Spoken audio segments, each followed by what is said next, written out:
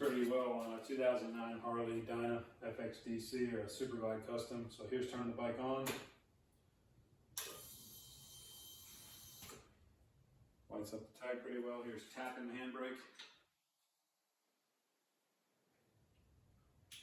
Here's holding the handbrake. Tapping the foot brake.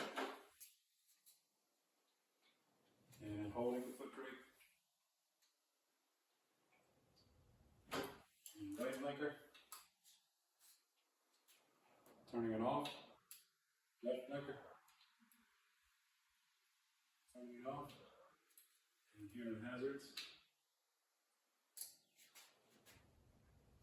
Turn those off. And here's turning the bike off. Going into lock mode. Wait for the lockout indicator, and there it is. So it works pretty well. No issues yet. I haven't ridden any rain or don't have any condensation problems, but so far so good after a few days.